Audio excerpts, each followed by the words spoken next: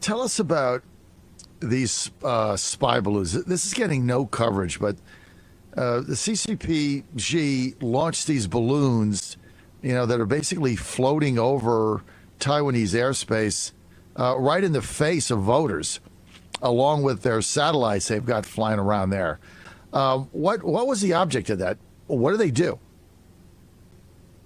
Indeed. Thank you very much, John, for bringing this up. Now, for us and our sources, we know that the CCP and these spy balloons can carry weapon systems. And in fact, some of them is planned to carry timed bombs. And also it is made to make attacks, as well as a potential, you can say, the catastrophe of anything that could happen in Taiwan. So it's carrying time bomb, it's carrying these weapons on them right now.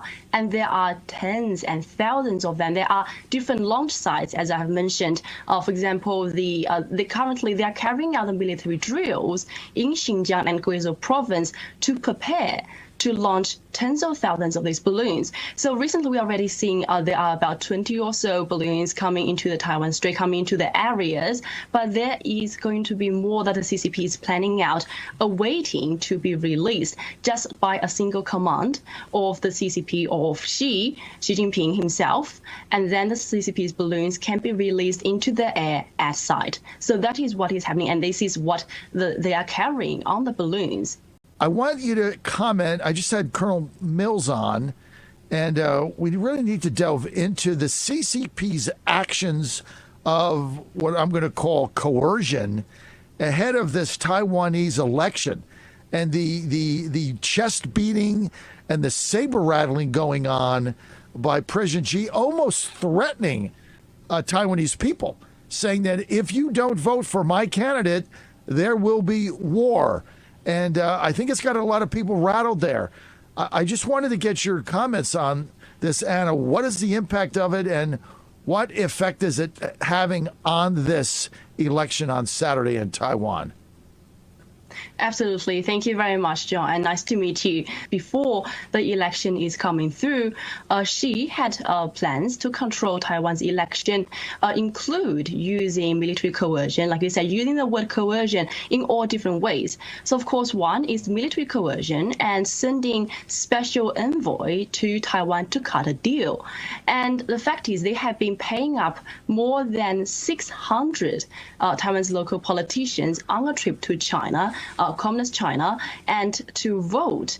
And these people who will vote for the pro-CCP candidate once they return. So this is some of the things that CCP has already been doing, and that's why they're pushing these pro-CCP candidates towards the screen, towards the table.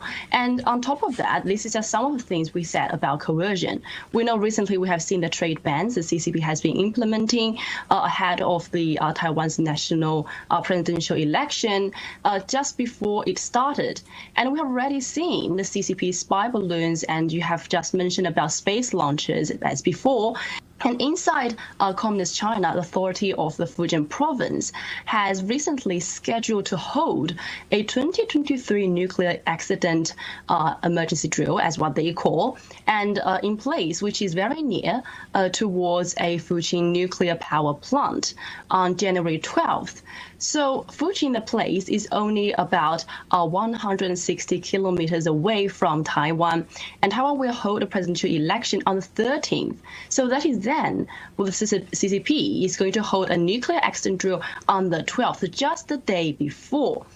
And another thing we can already see from the CCP action is actually back in September 2022, our sources have mentioned to us and shared to us that the CCP already has planned for the designated personnel as officials for departments to appoint when Taiwan is being taken over by the CCP.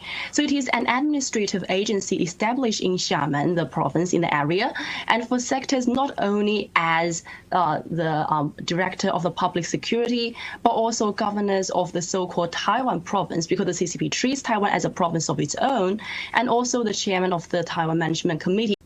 When you're a dictator and you're constantly saying, we are going to do this, you expect that they are going to do it, right? I mean, eventually there's going to be some kind of an invasion. I'm not sure anybody knows when it is. It appears to be imminent. When they do invade and topple the government, which they fully expect to do they have, like, we've also heard that they have a whole administration ready to go there, like personnel, like all the people they put in place?